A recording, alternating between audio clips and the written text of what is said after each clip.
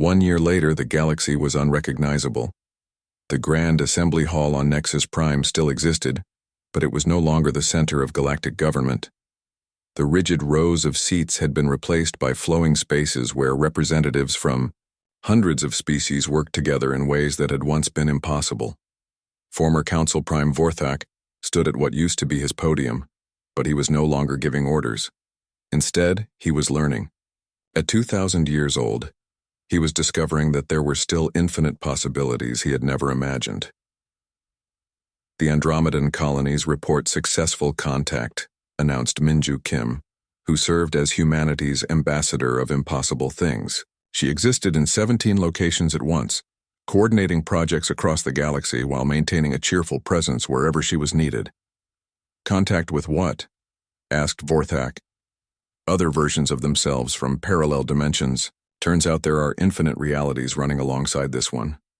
And travel between them is quite simple once you stop believing in the limitations of single-dimension existence. Around the hall, beings that had once been separate species worked, together on projects that defied every law of physics the galaxy had ever known. Zephyrians who had learned to exist as pure thought collaborated with metal singers who had become living music. Crystalline Union members had discovered they could grow into planet-sized gardens where other species could live in perfect harmony.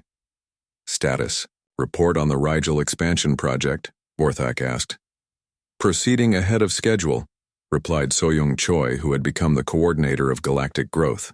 We've convinced 7 star systems that they have enough space for triple their current populations, and reality has been very accommodating. The new worlds are already developing unique ecosystems. Any problems? Just one. Some of the older, council species are still nervous about the changes.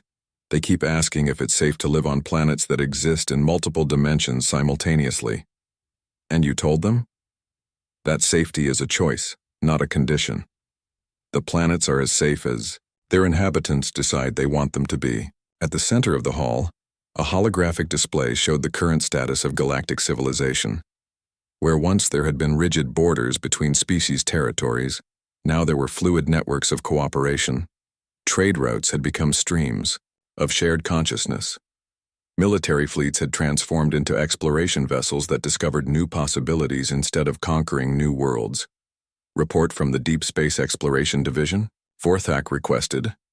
Hyunwoo Shin materialized in the hall, though he was simultaneously overseeing the construction of 17 new star systems in the Outer Rim.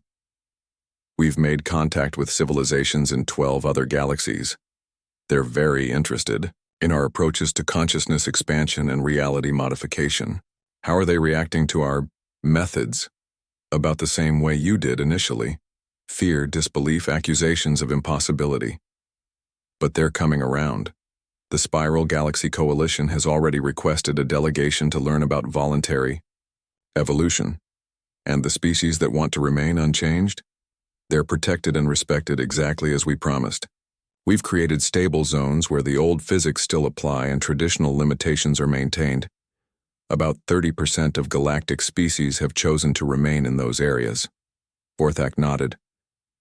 When humanity had first offered to share their discoveries, he had feared it would mean the end of everything he knew. Instead, it had meant the beginning of everything he had never dared to dream.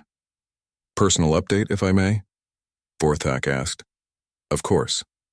My species has lived for millions of years believing that wisdom came from accepting limitations. In the past year, I have learned that true wisdom comes from questioning whether those limitations were ever real in the first place. How does that feel? Vorthak considered the question. His people had words for many emotions, but they had never developed language for the feeling of infinite possibility opening up before them. Terrifying and wonderful, he said finally. Like being born again, but into a universe where anything can happen. That's exactly what happened, Hyunwoo agreed. The universe you knew was just the first draft. We're all writing the final version together now. Across the hall, representatives continued their work. A group of former weapons engineers were designing tools that could terraform dead worlds by convincing them they had always been alive. Xenobiologists were discovering that evolution could work backwards, forwards, and sideways through time simultaneously. Physicists had given up trying to describe reality, and had started negotiating with it directly. Status on the Earth integration project? Vorthak asked. The 3 Earths are now connected to 47 other worlds that chose to become Earth-like, reported Yejiko, the master builder. The cultural exchange has been extraordinary. We have medieval knights learning quantum physics from dinosaur scientists while future humans teach ancient wisdom to alien children who exist as geometric patterns. Any conflicts? The usual creative disagreements about whether gravity should be optional on Tuesdays, but nothing serious. Consciousness communities tend to resolve their differences through consensus rather than conflict. And the original human colonies? They're thriving, said Yunbi Song, though she was currently existing as a fleet of exploration vessels discovering new forms of life in the space between atoms. Every human settlement has become a center of impossibility research. They're teaching other species how to achieve the same consciousness expansion that we experienced during the barrier years. Speaking of which, Vorthak said, we should address the question that many council species are still asking. Which question is that? Whether humanity is still human. The hall fell quiet as beings from hundreds of species considered the question. What did it mean to be human when humans could exist as starships, geometric patterns, living music, or pure consciousness? What did it mean to be any species when the boundaries between different forms of life had become voluntary rather than fixed? I think, said a voice from the center of the hall. That's the wrong question. Everyone turned to see Admiral Kim, the original voice of resistance from behind the barrier. But he appeared as he had been 30 years ago when Earth was first. Imprisoned, an ordinary human in an ordinary uniform. The right question, he continued, is not whether we're still human. The right question is whether being human was ever about the shape of our bodies or the limitations of our minds. What do you think the answer is? Vorthak asked. I think being human was always about refusing to accept that impossible problems can't be solved, about looking at rules and asking why they have to apply to us, about taking whatever limitations we're given and figuring out how to transcend them. Admiral Kim gestured around the hall at beings who existed in forms that would have been unimaginable just 2 years ago. Every species in this hall has learned to do those things now. Every being here has discovered what humans learned behind the barrier. That consciousness can reshape reality if you're willing to believe in possibilities instead of limitations. So are we all human now? Someone asked. No. Admiral Kim smiled. We're all whatever we choose to be, which is something humans always believed was possible. The rest of you just needed time to learn it. As the session continued, reports came in from across the galaxy. New worlds were choosing to exist. Dead stars were deciding to reignite. Species that had been extinct for millions of years were returning because their descendants refused to accept that death was permanent. At the edge of the galaxy, monitoring stations detected something that should have been impossible. Signals from other universes, other realities where different versions of consciousness had learned to transcend their own limitations. It appears, Vorthak observed, that we are not the only reality that has discovered these possibilities. Of course, not, Hyunwoo said. Consciousness exists everywhere, in every form, in every possible universe. We just happen to be the first in our local area to figure out how to use it properly. And now we share what we've learned. We help other realities, other universes, other forms of existence discover what they're truly capable of. As the day's session ended, beings dispersed to projects that spanned multiple dimensions and several different concepts of time. Some returned to traditional forms to work on traditional problems. Others existed as pure possibility, exploring the spaces between thoughts and the colors between light. Vorthak remained in the hall, looking up through the transparent ceiling at stars that now danced in patterns that spelled out messages of hope in languages that hadn't existed a year ago. A year ago, he had feared that humanity would destroy galactic civilization. Instead, they had shown the galaxy that civilization could become anything it wanted to be, as long as it was willing to grow beyond what it thought was possible. In the distance, a signal was being transmitted toward other galaxies, other clusters of conscious beings who might be ready to learn what the Milky Way had discovered. The message was simple. The rules you think govern reality are just suggestions. We've learned to write new ones. If you're interested in finding out what's really possible, we're here to help. Signed, the species that learned to say no to the universe itself, and the thousands of other species who decided to join them. As Vorthak watched the message travel faster than the morning sky over Seoul turned black as metal. Dr. Hana Kim looked up from her coffee and watched massive ships block out the sun. Each vessel was the size of a city, their dark hulls covered in strange symbols that hurt to look at directly. This is not a drill. The emergency broadcast crackled from every screen and speaker in the city. Unknown aircraft have entered Earth's atmosphere. All citizens must remain indoors. Hana grabbed her phone and called her colleague at the university. Jin Ho, are you seeing this? I've been tracking them for months, Jin Ho Lee replied, his voice tight with worry. They came from beyond our solar system. I tried to warn the government, but nobody believed me. The ships hung motionless for 3 hours. Then, all at once, every television, radio, and internet connection on Earth displayed the same message.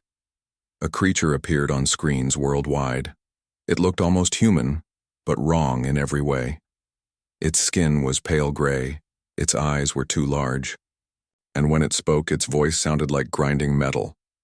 People of Earth, the creature said in broken English. I am Commander Thexval of the Velkari Empire. Your world now belongs to us. You have 72 hours to surrender completely. Lay down all weapons. Empty all military bases. Prepare to serve the Empire. The message repeated in dozens of languages, each translation equally poor. Then the screens went black. Panic erupted across the globe. In Seoul, people flooded the streets despite government orders. Cars jammed every highway as millions tried to flee the cities. But where could they go? The alien ships hung over every major population center on Earth. Hana's phone rang. It was General Tae Woo from the Ministry of Defense. Dr. Kim, we need you at headquarters immediately. You're our best language expert. We have to try talking to them. She met the general at an underground bunker beneath the city. The military command center buzzed with activity as officers shouted orders and analyzed data from around the world. General Tai Wu was a small, quiet man who had served in the army for 30 years. His calm voice cut through the chaos. The Americans, Russians, and Chinese all tried to contact the aliens, he explained to Hana. No response. These Velkari seem to think talking is over. What about their technology? Hana asked. Engineer Min-Soo Park looked up from a bank of computers. He was young, barely out of college, but already known as one of Korea's brightest technical minds. Their ships don't use any propulsion we can detect, he said. No heat signature, no radiation. They just float there like they're ignoring gravity. Impossible, muttered Colonel Nam-il, an older officer with scars on his hands. He had defected from North Korea years ago and knew more about unconventional warfare than anyone in the South Korean military. Everything has to follow physics. Maybe their physics are different, Min-Soo suggested. Around the world, military leaders held emergency meetings.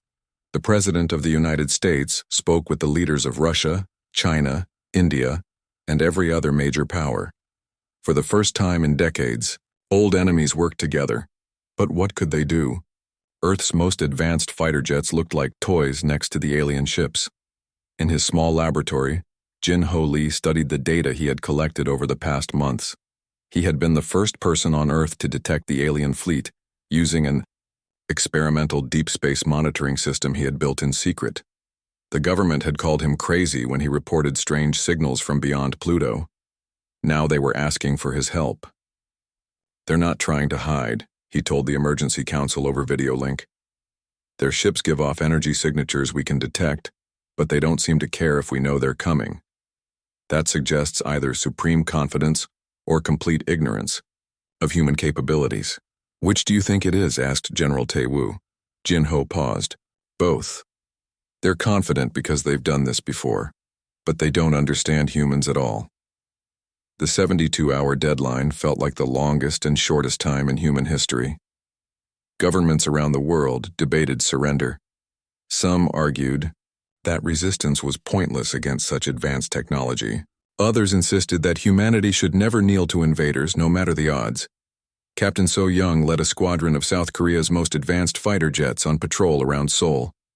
She had been flying for 10 years and had never seen anything that scared her. But the alien ships were terrifying in their stillness. They hung in the sky like sleeping giants waiting for something. "Control, this is Lightning Squadron," she radioed.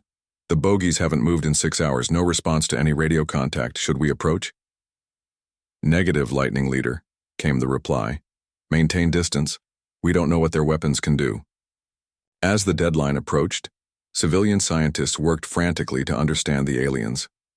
Dr. Bo Ram Choi, a materials expert, studied long-range photographs of the ships and noticed something strange. "Their hulls show no signs of atmospheric entry damage," she told her team. "Either they have incredible shielding or they were assembled in space." "Could they have a base somewhere in our solar system?" asked Dr. Kyung Min, her research partner. "Possible, but more likely, they have technology for repairing damage instantly. Look at these surface patterns." She pointed to detailed images of the ship hulls. Perfect uniformity. Not a single scratch or burn mark. These vessels either never see combat, or they can fix themselves. Young computer programmer Jae Won worked day and night trying to find any weakness in the aliens' technology. He had started as a hacker in high school and now worked for the government's cybersecurity department, but the alien ships broadcast no radio signals, had no open networks, and showed no electronic vulnerabilities. "It's like they're from the Stone Age," he complained to his supervisor. "No computers, no networks, no digital signatures at all. How can they be so advanced but so primitive?" The deadline arrived on a Tuesday morning. At exactly 9 a.m. local time in each zone, the alien ships began to move, slowly at first, then faster. They descended toward the Earth's surface, and for the first time, humans could see smaller craft launching from the massive vessels. Commander Thexval stood on the bridge of his flagship and felt satisfaction. 17 worlds had already joined the Velkari Empire, and each conquest had followed the same pattern. Initial shock, brief panic, then surrender. The primitives always gave up when they realized how outmatched they were. "Begin bombardment of military installations," he ordered his crew. Standard conquest protocol. But as the first energy beams struck Earth, something unexpected happened. Instead of surrender signals, the Velkari received launch signatures from missile bases worldwide. Thousands of nuclear weapons rose from silos, submarines, and mobile launchers.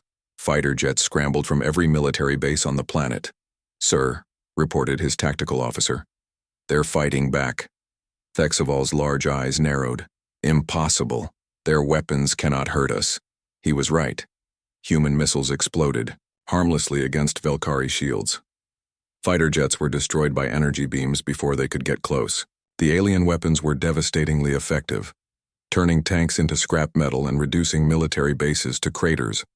But the humans didn't stop. Even as their forces were destroyed, new waves of aircraft appeared. Damaged pilots ejected and were immediately replaced. When professional military units were eliminated, civilian volunteers took their places. "This makes no sense," muttered the tactical officer. "Why do they continue? They must see they cannot win." Captain So Young's fighter exploded around her, but she ejected safely and landed in a field outside Seoul. As she parachuted down, she could see the city burning and alien ships hovering over the ruins. But she also saw something else. People, running toward the crash sites of alien craft, not away from them.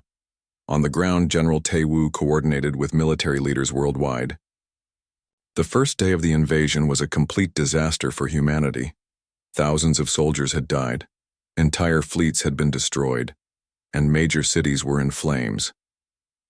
But as he studied the battle reports, he noticed something interesting.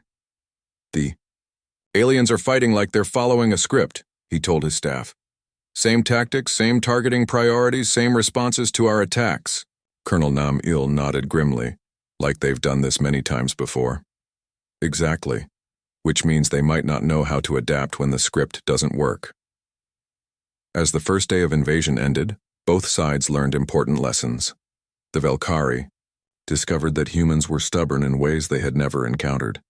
Every other species had surrendered after seeing the Empire's power, but humans seemed to get angrier when they were losing, and humans learned that the aliens, for all their advanced technology, were predictable. They followed patterns, used standard tactics, and seemed confused by any deviation from what they expected.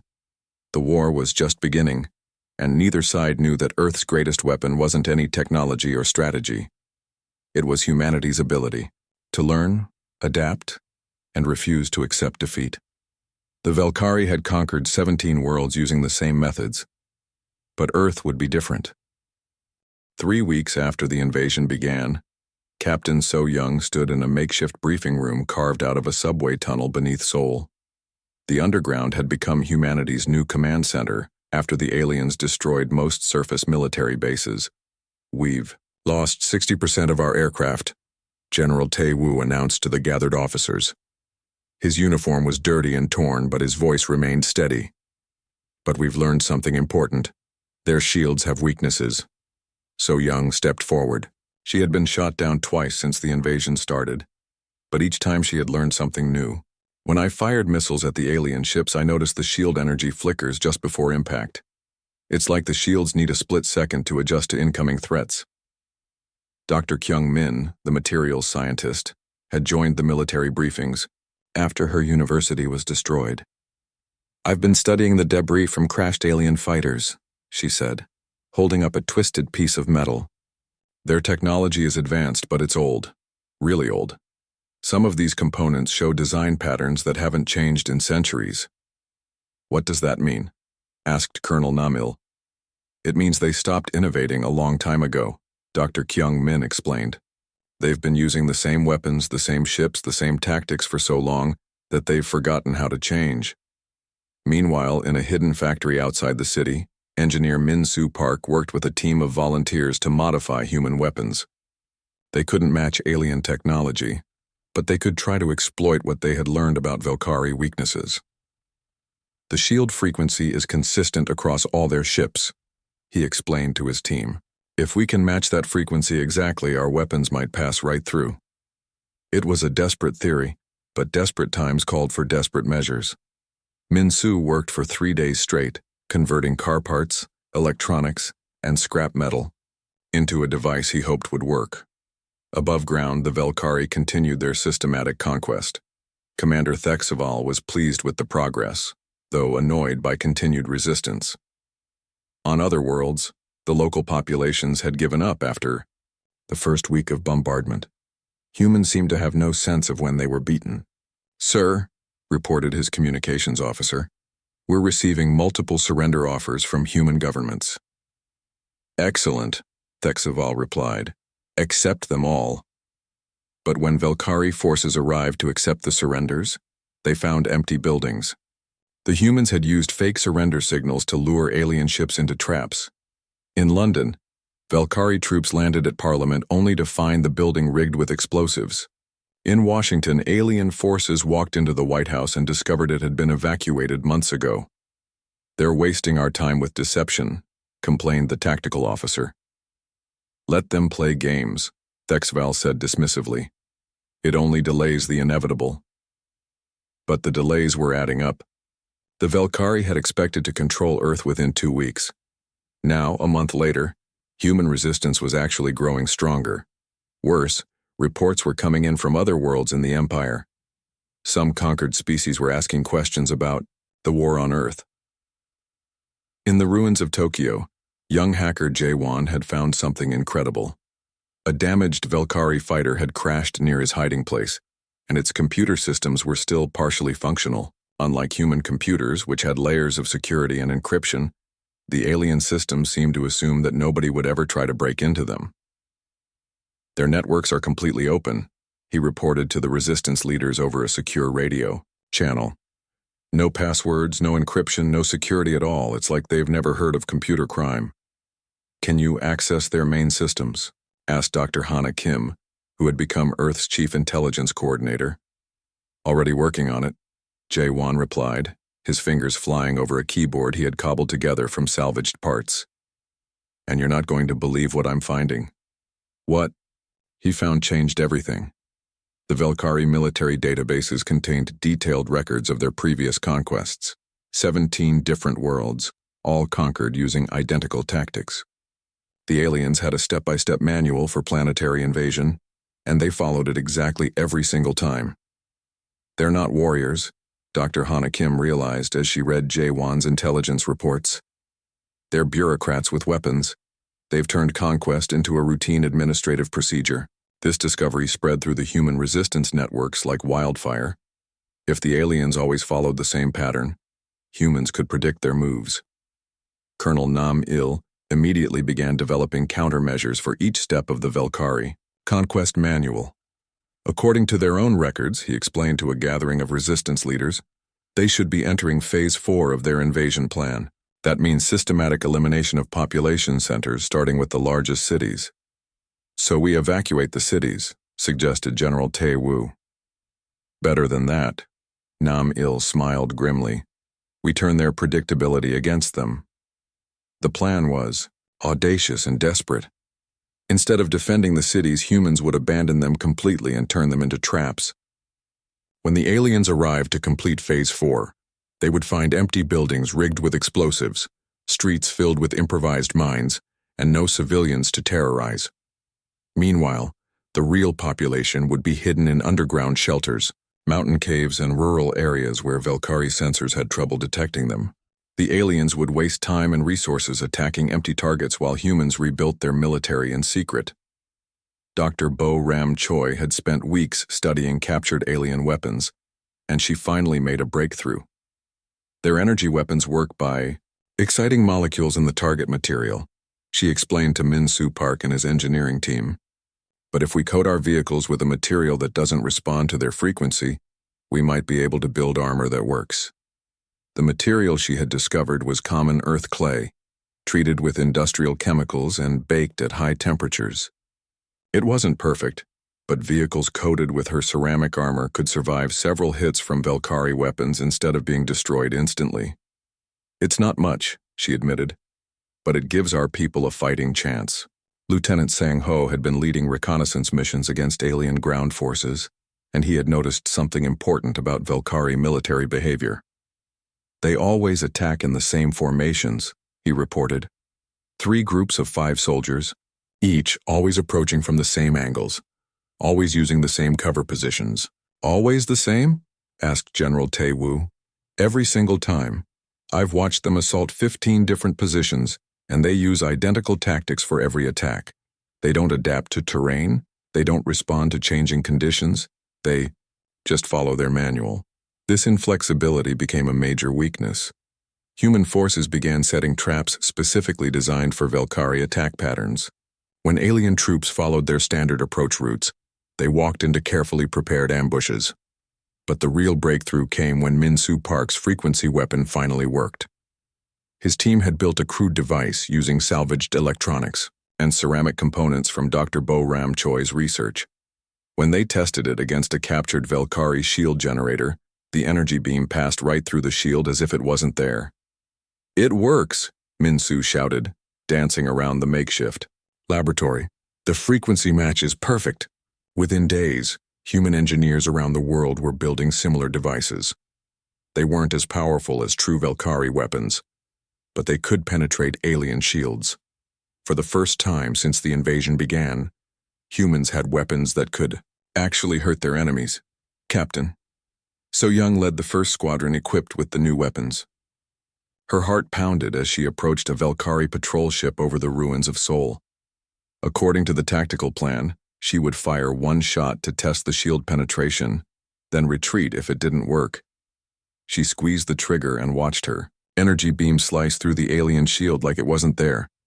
The beam struck the ship's hull and blew a hole through its armor. Direct hit, she radioed excitedly. Their shields are down. The Velkari pilot seemed confused by the sudden damage. According to his training, primitive weapons couldn't penetrate Velkari defenses. He ran through his manual's troubleshooting procedures, checking shield generators and running diagnostics, while So Young's wingmen attacked from different angles. By the time the alien pilot realized his shields were useless, his ship was falling toward the ground in flames. News of the successful attack spread through the resistance networks within hours. Suddenly, humans around the world were reporting victories against previously invincible alien forces. The Velkari were still technologically superior, but they were no longer untouchable. Commander Thexval received the first reports of shield failures with disbelief. Impossible, he told his staff. Velkari defensive systems are perfect. These primitives must be using some kind of trick. Sir, his tactical officer said carefully, we've confirmed 17 separate shield penetrations today. Our forces are requesting new defensive protocols. There are no new protocols, Thexval snapped. The Conquest Manual covers every possible situation. Follow standard procedures and the problems will resolve themselves. But the problems weren't resolving. For the first time in the Empire's history, a conquered species was not only continuing to resist, but actually gaining strength as the war continued. Worse, the humans seemed to be learning new tactics faster than Velkari forces could adapt to them. 3 months after the first alien ships darkened Earth's skies, the war had changed completely. In hidden factories around the world, humans were building weapons that even the Velkari couldn't understand. Dr. Bo Ram Choi stood in what used to be a car manufacturing plant in South Korea. Now the assembly lines produced armor plating that could deflect Velkari energy beams. But she wasn't satisfied with just copying alien technology. Why do they use plasma? She asked her team of engineers and scientists. It's powerful, but it wastes enormous amounts of energy. Min-Soo Park looked up from the weapon prototype he was working on. Maybe because they've always used plasma, they might not know there are better ways. Exactly, Dr. Bo Ram smiled. We don't have their power sources, so we have to be more efficient. What if we could build weapons that used less energy but caused more damage? The answer came from an unexpected source. Engineer Yoon Ju had been studying the wreckage of Velkari fighters, not to copy their weapons, but to understand how their armor worked. She discovered that alien hull materials were incredibly strong against energy weapons but surprisingly weak against old-fashioned kinetic impact. They've been fighting energy weapon wars for so long that they forgot about bullets, she explained excitedly. Their armor can stop a plasma beam that would melt steel, but a simple tungsten penetrator punches right through it. This discovery led to a revolution in human weapons design. Instead of trying to match Velkari energy output, human engineers built hybrid weapons that used small amounts of energy to accelerate solid projectiles to incredible speeds. The new weapons used 1/10 the power of Velkari plasma guns but could penetrate alien armor that energy beams couldn't touch. Lieutenant Sang Ho was among the first soldiers to test the new weapons in combat. His unit encountered a Velkari patrol in the ruins of Busan, expecting another difficult fight against heavily armored aliens.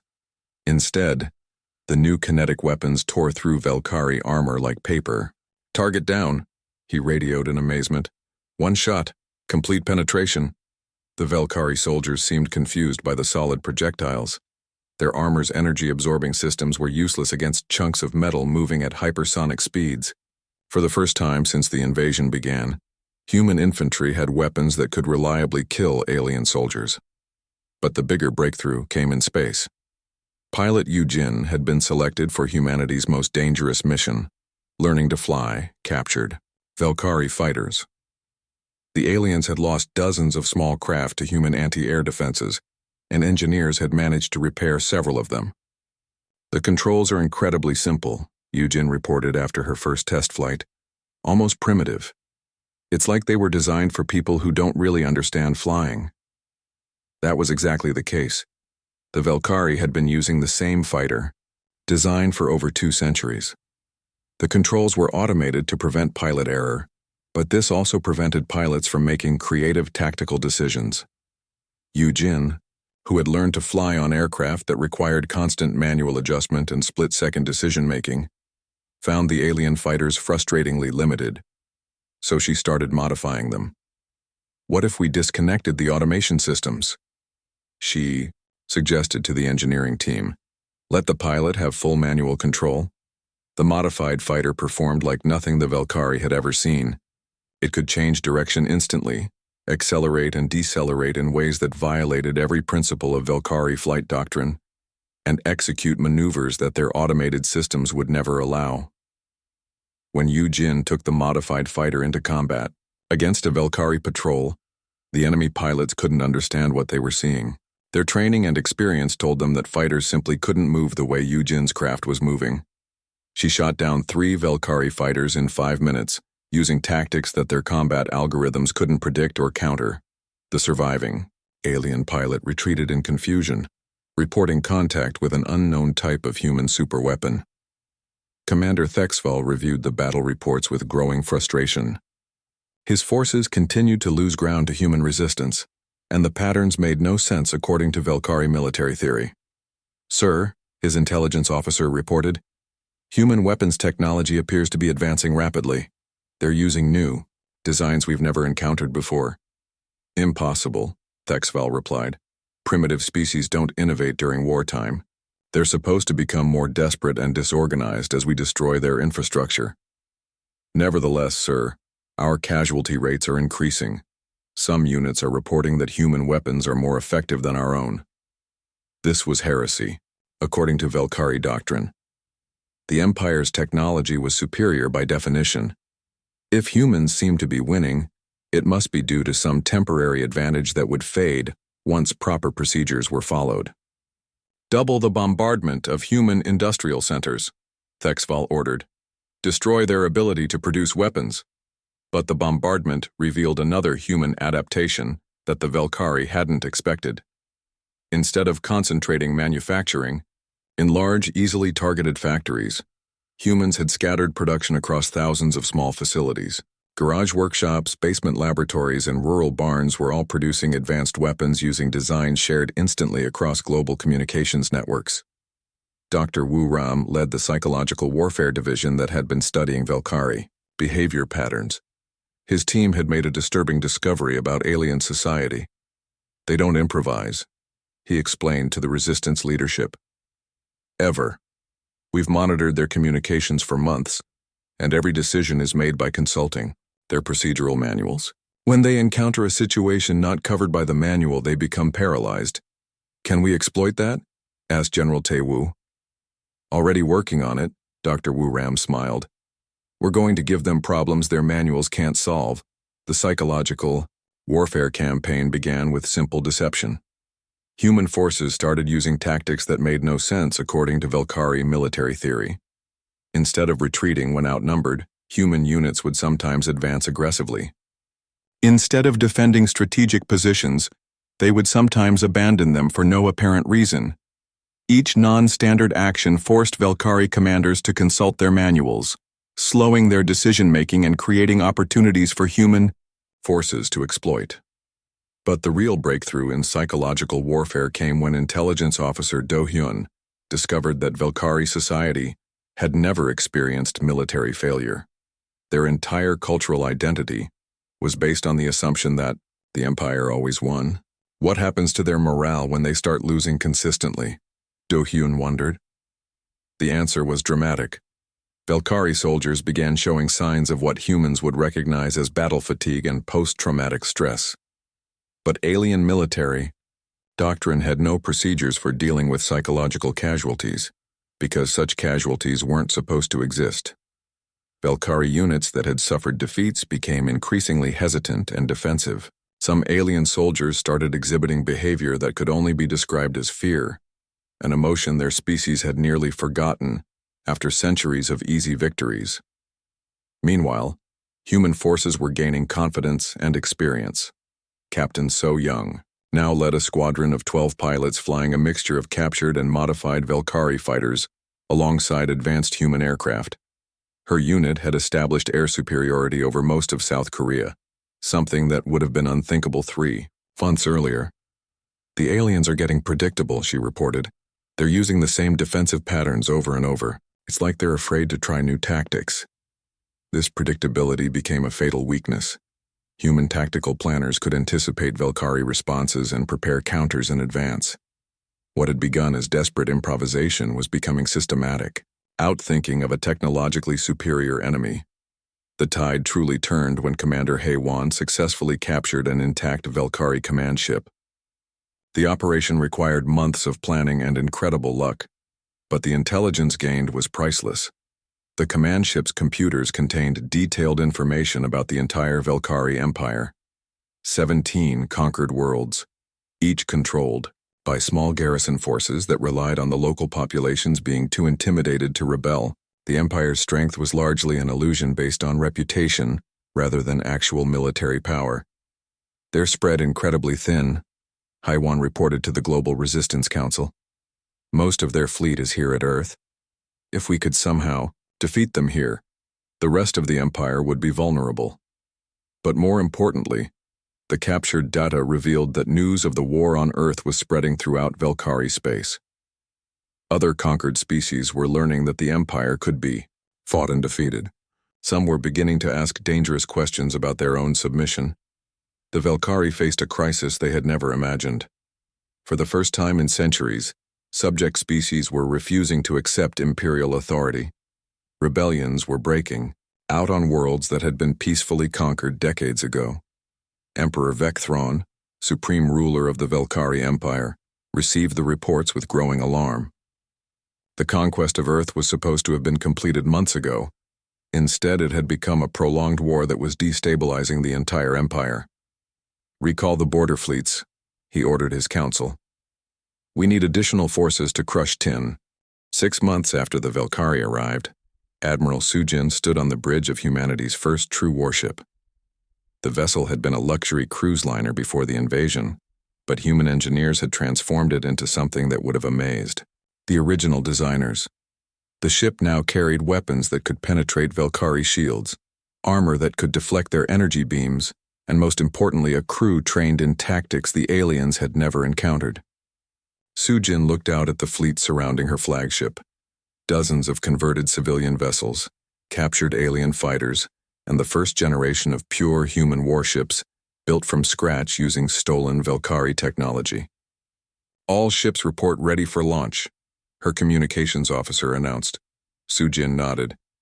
"Begin Operation Rising Sun. Target the Velkari command ship over Tokyo." It was humanity's first offensive space battle, and everything depended on surprise.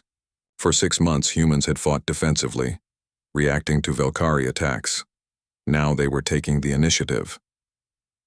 The human fleet accelerated toward the alien positions using flight patterns that violated every principle of Velkari space combat doctrine. Instead of maintaining formation and advancing steadily, the human ships scattered and attacked from multiple directions simultaneously. Velkari tactical computers couldn't process the chaotic assault. Their defensive algorithms were designed for conventional fleet engagements where opposing forces followed predictable patterns. The human attack looked more like a swarm of angry insects than a military formation. Captain Ji-hoon commanded one of the attack squadrons, flying a fighter that combined human innovation with captured alien technology. His wingmen included pilots from 12 different nations, all trained in the aggressive, improvisational tactics that had proven so effective against Velkari forces. "Enemy command ship at 2 o'clock, he radioed to his squadron. "Remember, their shields are strongest at the front and rear. Hit them from the sides." The Velkari command ship was massive, designed to intimidate conquered populations and coordinate the systematic destruction of planetary defenses. But its size made it slow and vulnerable to the hit-and-run attacks that human pilots had perfected. Ji-hoon's squadron attacked in waves, each pilot using different approach vectors and weapon systems. The Velkari gunners couldn't track all the incoming threats simultaneously, and their rigid defensive doctrine prevented them from adapting quickly to the unconventional assault. Within minutes, the mighty command ship was listing and burning, its communication systems destroyed and its command crew dead or wounded. The surviving Velkari forces found themselves without central coordination for the first time since the invasion began. On the ground, Dr. Wu Ram watched the space battle through telescopes and felt a mix of satisfaction and concern. His psychological warfare division had spent months studying Velkari behavior, and he knew that military defeat would have profound effects on alien morale. "They're not used to losing," he explained to his staff. "Their entire worldview is based on Velkari superiority. When that assumption is challenged, their whole society becomes unstable. The evidence was already visible in intercepted alien communications. Velkari soldiers were questioning orders, demanding explanations for their failures, and showing signs of the kind of independent thinking that their rigid society had suppressed for centuries. Some alien units had stopped following standard procedures altogether. Instead of advancing according to their tactical manuals, they were retreating to defensive positions and waiting for new orders that never came. Intelligence Officer Du Hyun had been monitoring communications throughout Velkari space, and the news was remarkable. The Empire's reputation for invincibility had been shattered. On worlds conquered decades ago, subject species were learning that their masters could be defeated. Rebellions are breaking out everywhere, Du Hyun reported to the Global Resistance Council. The Alar system, the Neth colonies, even the core worlds near Velkari home space. They're all demanding independence. This was exactly what human strategists had hoped for. Earth couldn't defeat the entire Velkari Empire alone, but if the Empire collapsed from internal rebellions, humanity might not have to. The psychological impact of human victories was spreading faster than Velkari fleets could respond. Each successful human operation was broadcast throughout the galaxy by sympathetic aliens who had learned to tap into Imperial communication networks. Commander Hai Wan had become Earth's most successful intelligence operative, leading raids that captured not just alien technology but also critical information about Velkari society and military capabilities. Her latest mission had provided perhaps the most valuable intelligence of the war, detailed maps of the Velkari Empire's military infrastructure. The Empire maintained its control through a network of heavily fortified bases, each designed to suppress rebellions in nearby star systems. If we could somehow disable these bases, Hai Wan explained to the military leadership, the entire Imperial structure would collapse, but they're too far away for us to attack directly. What if we don't attack them ourselves, suggested General Tae Woo. What if we help the local populations attack them instead? This idea led to humanity's most ambitious project yet, the creation of a galactic resistance network. Using captured Velkari ships and communication equipment, human agents began making contact with rebel groups throughout the Empire. The response was overwhelming. Species that had been conquered centuries ago still remembered freedom and wanted it back. They lacked the technology and tactical knowledge to fight the Velkari effectively, but humans could provide both. Dr. Kyung Min led the effort to mass-produce simplified versions of human weapons and defensive systems. The designs had to be simple, enough for other species to manufacture using whatever industrial capacity they had available. We can't give them our most advanced weapons, she explained to her engineering team, but we can give them weapons that work, and more importantly, we can teach them how to improve those weapons themselves. The technology transfer program became a revolution in itself. For the first time in centuries, conquered species were learning to innovate again. The Velkari had suppressed technological development in their subject worlds, keeping all advanced knowledge within the Empire's ruling class. Now human engineers were teaching alien scientists not just how to build better weapons, but how to think creatively about problem-solving. The psychological impact was as important as the military advantage. Young pilot Yu Jin had become something of a legend throughout the resistance networks. Her modifications to captured Velkari fighters had been copied by rebel groups across the galaxy, and her tactical innovations were being studied by military academies on a dozen different worlds. The key is unpredictability, she explained during a training session for newly recruited pilots from various species. The Velkari expect their enemies to follow logical, predictable patterns. When you do something that makes no tactical sense, their response systems break down. This philosophy of controlled chaos became central to human military doctrine. Instead of trying to outfight the Velkari using conventional tactics, humans would outthink them using unconventional approaches that alien computers couldn't analyze or counter. The strategy was working. Velkari forces throughout the galaxy were reporting increasing difficulty in suppressing local populations. Rebellions that should have been crushed within days were lasting for weeks or months, and some were actually succeeding in driving Imperial forces off entire planets. Emperor Vectron faced the greatest crisis in Velkari history. His empire was being torn apart not by a superior military force but by ideas. The concept that the empire could be defeated was spreading like a virus through his conquered territories. Increase security in all sectors, he ordered his council. Implement total communication blackouts to prevent the spread of seditious information. But the blackouts only made the situation worse. When subject species couldn't receive official, imperial news, they assumed the worst. Rumors spread that the Velkari had been completely defeated at Earth, that the empire was collapsing, that liberation was at hand. Some rumors were false, but many were becoming true. The empire's military resources were stretched impossibly thin as rebellions erupted faster than they could be suppressed. Fleets that should have been conquering new worlds were instead fighting desperate defensive actions against species they had thought permanently subjugated. On Earth, humans were beginning to realize that they had accomplished something far greater than just defending their home world. They had accidentally triggered the fall of a galactic empire that had stood for centuries. The irony was not lost on historians like Dr. Hannah Kim, who had been documenting the war from its beginning. The Velkari came here to add one more world to their empire, she observed. Instead, they're going to lose all of them. But the war was far from over. Desperate to salvage their empire, the Velkari were recalling fleets from across the galaxy for a final massive assault on Earth. Intelligence reports suggested that nearly the entire Imperial Navy was being concentrated for one overwhelming attack. They're betting everything on crushing us completely, Admiral Sujin reported to the Global Defense Council. If they can destroy human resistance, they think they can restore their authority throughout the Empire. The logic was sound according to Velkari Thinky 1 year after the first Velkari ships appeared over Earth. The galaxy was at war with itself. In the command center hidden beneath Seoul, General Myung-soo studied intelligence reports from across known space with a mixture of amazement and concern. 47 star systems are now in open rebellion, he announced to the gathered human leaders. The Velkari Empire is losing control of nearly a third of their territory. But the news wasn't all positive. Intelligence officer Do Hyun had intercepted communications indicating that Emperor Vectron was preparing his final gambit.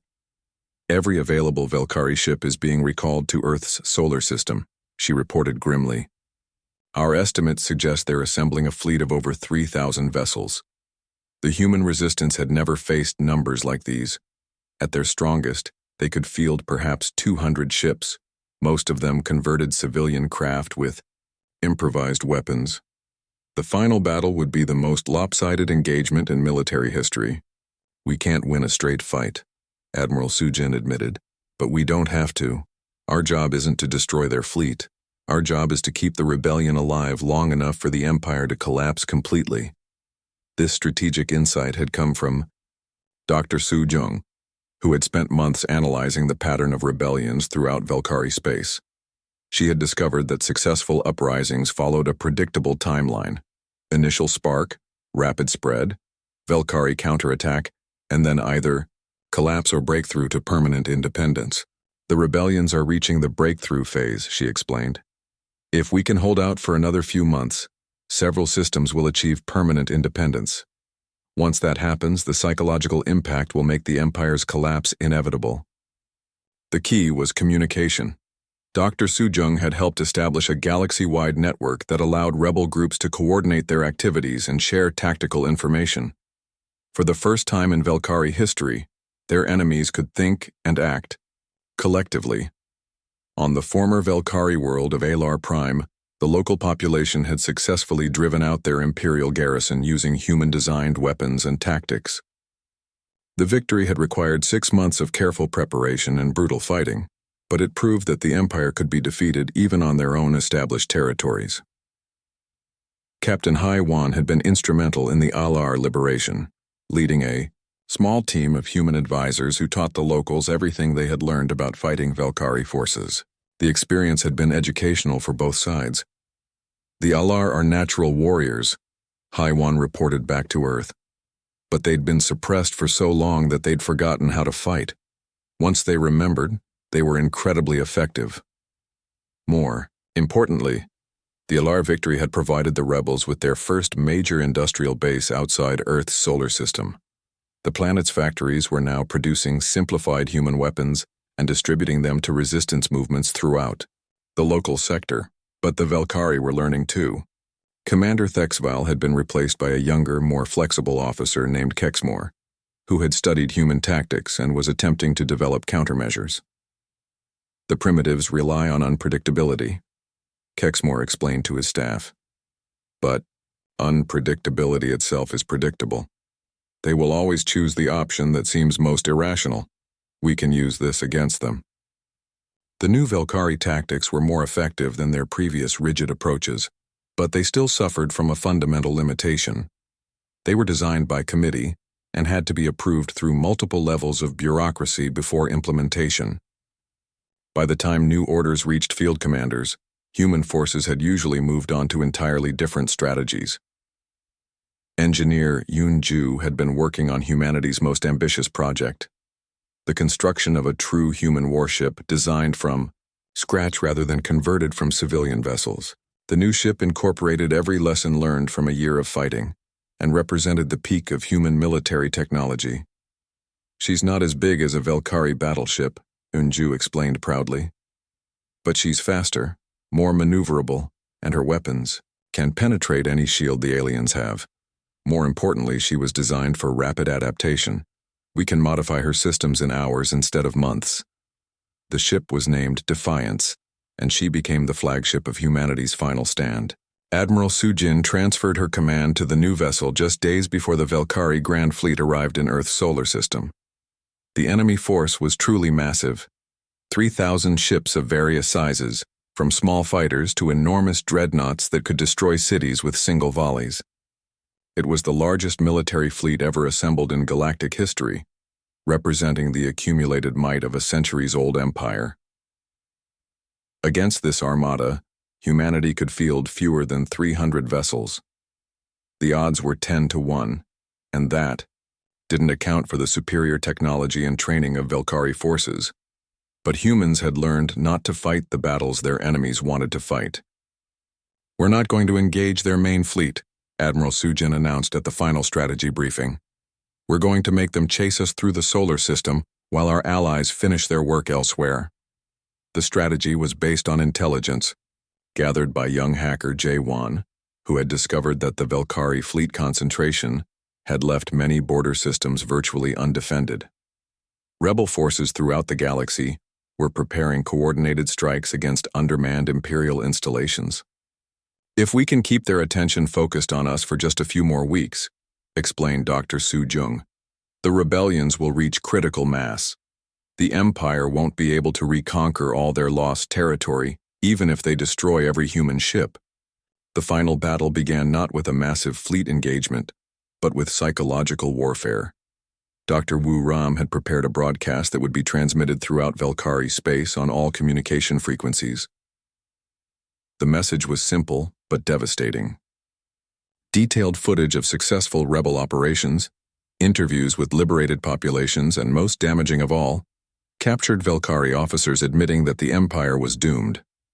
"People of the galaxy," the broadcast concluded, "the Velkari Empire claims to be eternal and invincible, but empires built on fear and oppression always fall eventually. Today, freedom returns to the stars." The broadcast had immediate effects throughout Velkari space. Several systems that had been considering rebellion suddenly erupted in coordinated uprisings. Imperial governors found themselves facing populations that no longer believed in Velkari invincibility. In Earth's solar system, the Velkari Grand Fleet began its advance toward the human homeworld. Emperor Vecthron himself had come to oversee the final destruction of the species that had caused so much trouble for his empire. "Begin systematic bombardment of all human installations," he commanded. "Leave nothing intact. These primitives must serve as an example to all who would defy imperial authority." But the human fleet refused to cooperate with Velkari battle plans. Instead of defending fixed positions, they scattered throughout the solar system, using hit-and-run tactics that forced the massive alien fleet to split into smaller pursuit groups. Captain Ji-hoon led a squadron of the fastest human ships on a high-speed run through the asteroid belt, drawing hundreds of Valkyrie fighters into a complex pursuit that lasted for days. His ships were outnumbered 50-1, but they had detailed knowledge of every asteroid, every gravitational anomaly, and every possible hiding place in the belt. The Valkyrie pilots, trained for open space combat, found themselves struggling to navigate the chaotic environment while maintaining pursuit of targets that seemed to know exactly where every obstacle would be. Meanwhile, pilot Yu Jin commanded a different kind of mission.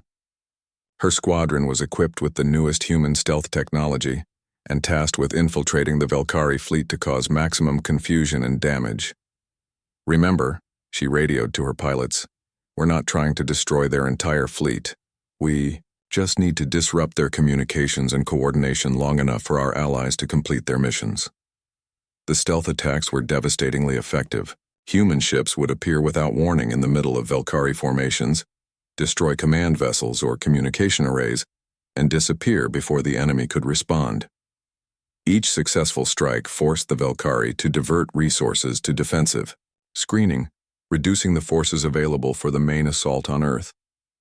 More importantly, the constant harassment was having a psychological effect on alien crews who had expected an easy final victory.